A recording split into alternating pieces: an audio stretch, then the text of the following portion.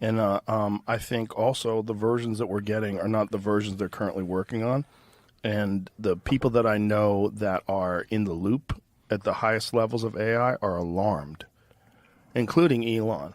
I had a conversation with Elon. We went to, we were in line together to go to church the day of the inauguration. I just happened to be right next to him. And we just walked through together. I'm like, hey, what's up? And that's all I wanted to talk about was the leaps that Grok AI is making. And he's like, it's like weekly we're shocked. And I think this thing is exponential. You can't rely too much on a system that doesn't give a fuck about you, and a system that if you're paying attention to where it's going, a large amount of it is about to get sucked up by AI. Like a giant chunk. Of the entertainment? Yeah. Yeah, I mean, I think giant chunk. Tyler Perry, it was a story maybe like 3 weeks ago. Yeah, and I think he was in the middle of either producing a movie or doing something. And he was building an $800 million studio, and he paused the construction as soon as he saw, what is it called? Sora? Sora.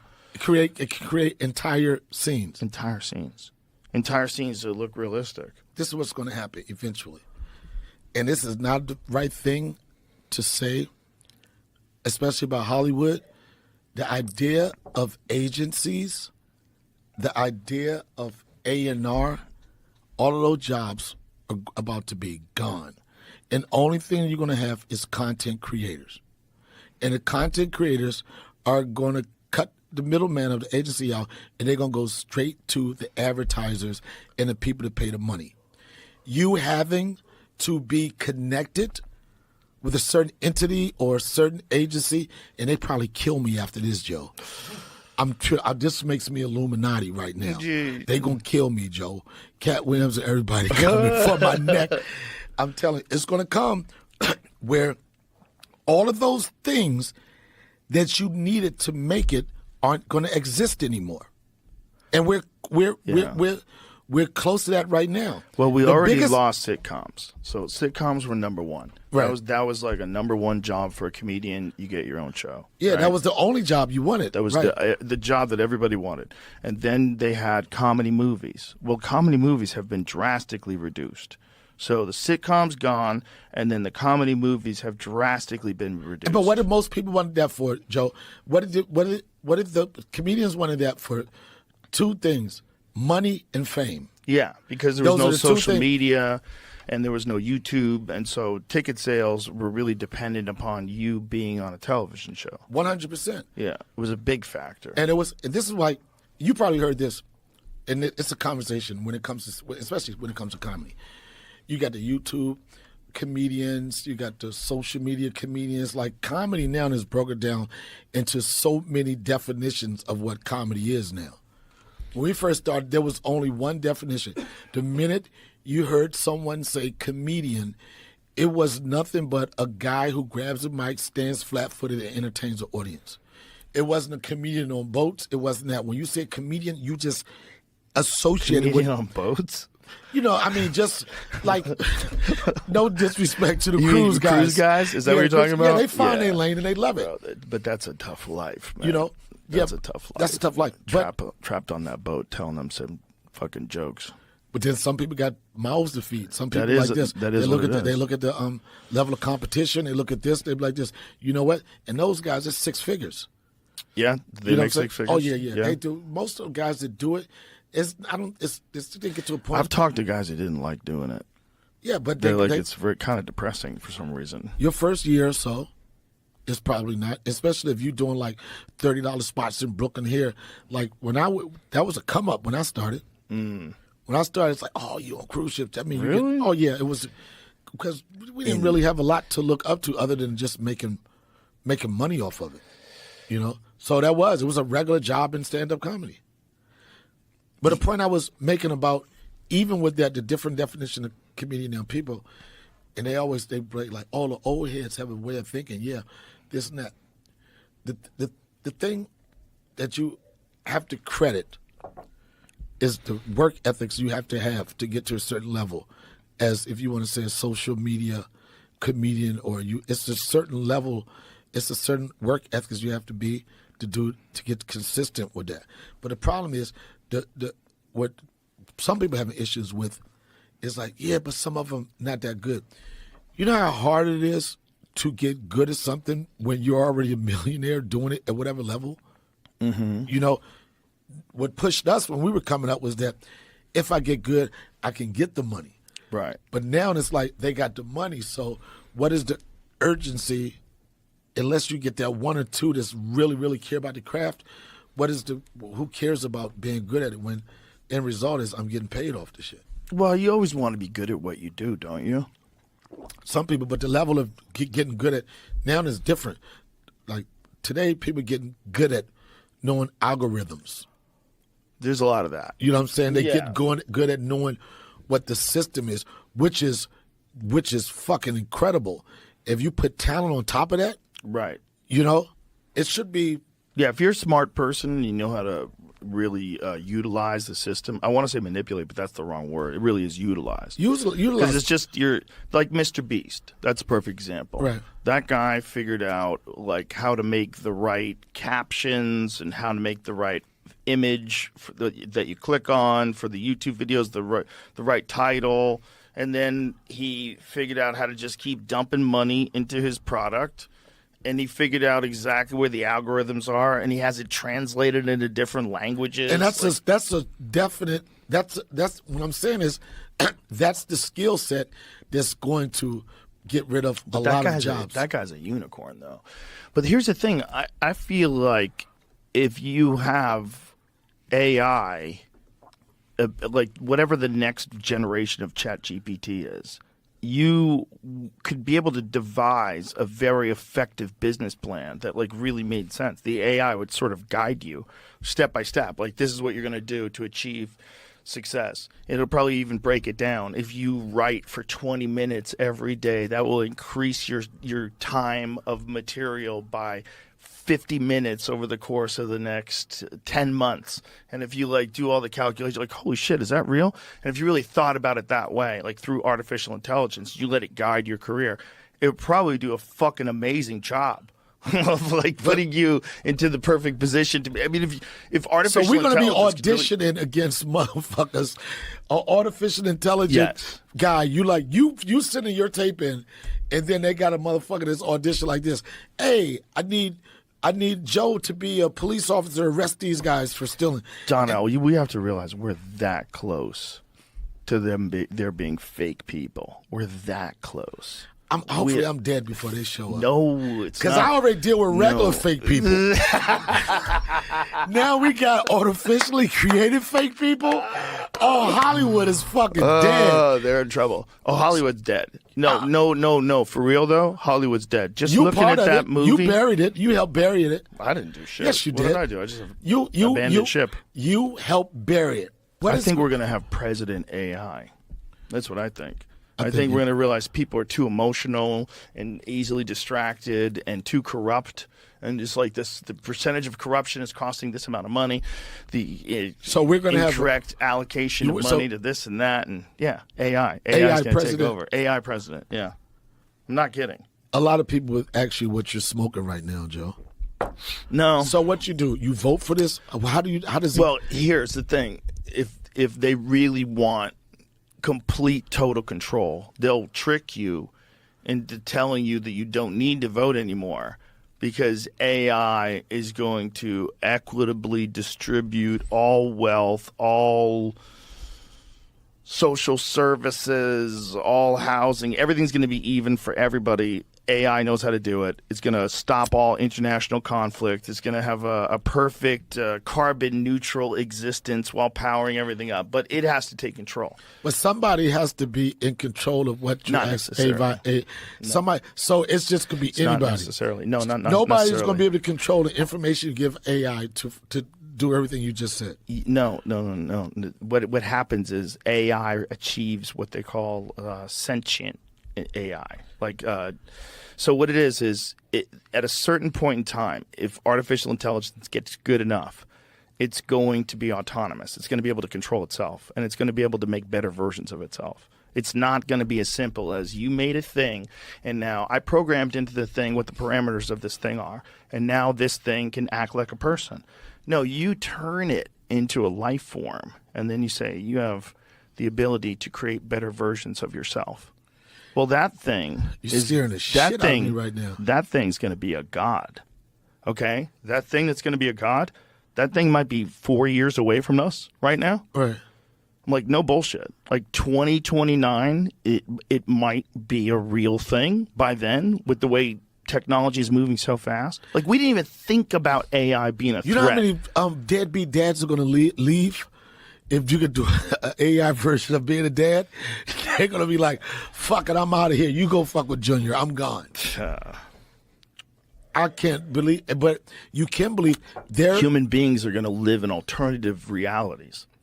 It's not going to be as simple as, now all of a sudden there's artificial intelligence. It's artificial intelligence that can give you whatever elixir you need to keep you happy. And that's what it's probably going to do to people. It's probably going to figure out a way to sedate people. So how are people going to keep them calm? How are people and let them stop breeding? So how are people going to be able to work and provide for themselves? It's just going to be a different. It's going to be a different skill set. It's going to be a different type of jobs. Yeah. How are humans going to be able to compete with AI? Well, we're not. That's the thing. It's not possible. If they reach a certain point, so if you just think about, do you know what an exponential increase in technology is? I don't. Exponential means it's not as simple as like 1 + 1 = 2. It's you got to think that with each, like you know how they do like a funnel, and they have a quarter and they spin the quarter around the funnel, and at the bottom it gets faster and faster and faster. Yeah. That's how exponential increase in technology works. With each invention, it makes all these other inventions, and they all accelerate. And as they do it, it happens so fast and so quick that this exponential thing is hard to understand, because it's not like each step is one more. It's like earthquakes. Like a 7.1 earthquake is like way stronger than a 7. And they just get bigger and because it's exponential. That's the same thing with technology. It's going to happen so fast that the increase in power and its ability to do whatever it wants to do is going to happen so quick that once it becomes alive, it's just going to make better versions of itself, like immediately. But what do we do?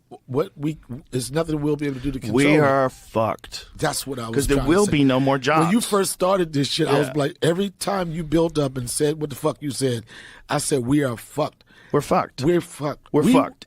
They're already having them work as kitchen assistants, where they talk to you in your kitchen. They got robots. I went to a restaurant the other day, and a robot motherfucker pulled up with the noodles and all that type of shit. Jesus. I go to studios. I go to like Good Day, Pittsburgh, and all this type of shit. And where you used to go in those places and see like 12 cameramen, is one producer, and all the cameras are fucking robotic.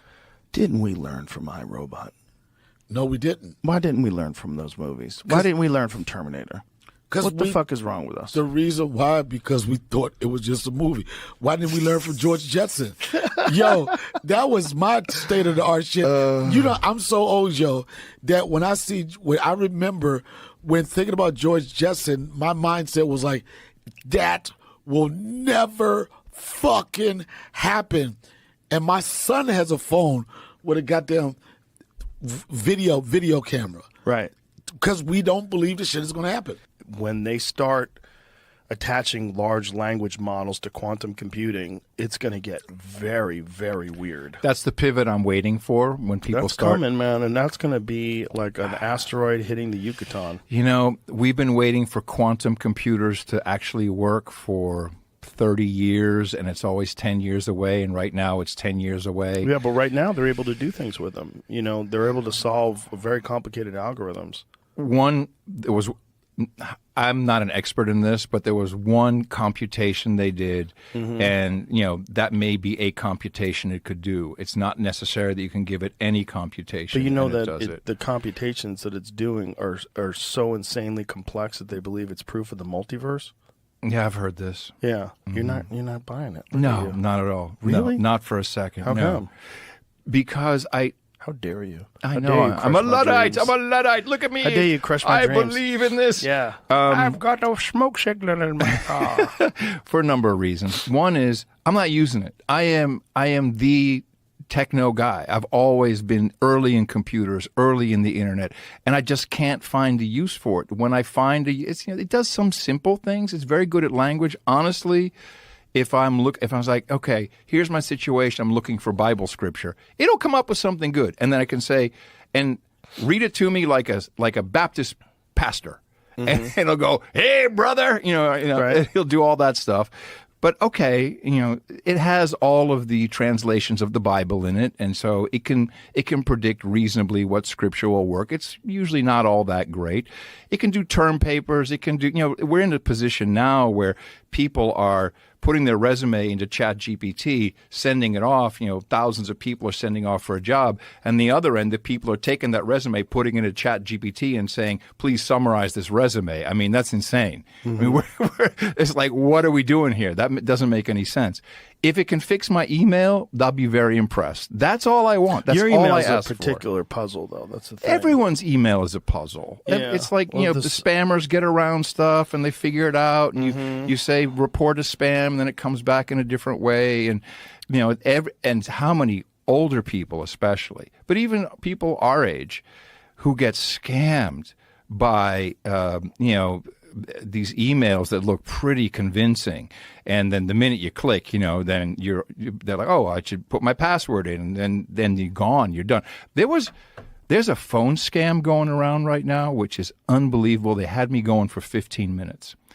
I got a call. It was 8 o'clock in the morning, right at 8 o'clock, and I'm about to walk the dog, so I press it to voicemail. I come back, I listen. This is the sheriff from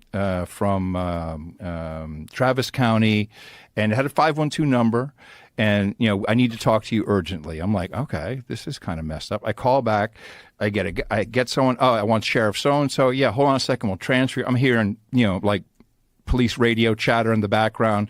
The guy gets on, and he's saying, well, you were an expert witness.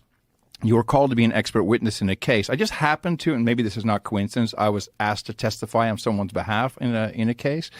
And so you were supposed to be an expert witness in this case. You didn't show up. So you've basically broken federal law, and, we have to come and pick you up, and we have to, or you can pay a fine. And then I'm like, okay. And it just kept on going. And I'm like, whoa, hold on a sec. It sounded so real. And then at a certain point, he's like, well, you need to get a coupon to send this money. I'm like, I'm going to call my lawyer. You can't call your lawyer. I have a do not hang up order. I have to walk you through the whole process. I'm like, okay, now I got it. But that was 10, 15 minutes later. Wow. And a lot of people have fallen for this one. It's good. Super sophisticated, huh? Very so sophisticated. So is that overseas? Are they like No. spoofing a number? No, that's I mean, in Texas? these were American voices. It sounded like a sheriff. It really did. And the deputy sounded like a deputy. I mean, it was sophisticated. It's good. Wow. It's real. How much was the fine? Like $3,000 for this infraction and $2,000 for that infraction. For these two different things. And then you're going to bank transfer, so they're going to get your bank numbers. But I mean, at that point, I caught on. I'm like, no, hold on a second. How'd you get off of it? I said I'm going to call my lawyer, and he's like, no. I'm like, you can't tell me I can't call my lawyer. This is bull crap. And I had to calm down. I said to Tina, listen to what just happened to me. This is crazy. Some people I know in Fredericksburg actually went all the way. Wow. Yeah, older people, Right. and they were afraid. They're like, oh, Of course. authority. That's how they get you. Yeah. Now, I'm sure you've got the one that says, this is my favorite Bitcoin scam. It's like, okay, I've installed a spyware on your computer, and I saw what you were doing looking at that porn site, and I've recorded everything, and I'm going to release it all to your friends and on your social media if you don't send me $2,000 in Bitcoin right away. Don't even think about contacting the authorities. Have you ever gotten that one? No. They've sophisticated it even more now. They'll use your name and your address. Oh. Like, I know you live at this address. It's freaky, man. So that kind of stuff would be nice if we could have AI protect us from that. Yeah. If it can do all these wonderful things, focus on that. Help people, save people now. Yeah, Elon. cut out the scamming. Yeah. If you enjoyed today's episode on JRE Plus, don't forget to give it a thumbs up and share your thoughts in the comments below. Thank you.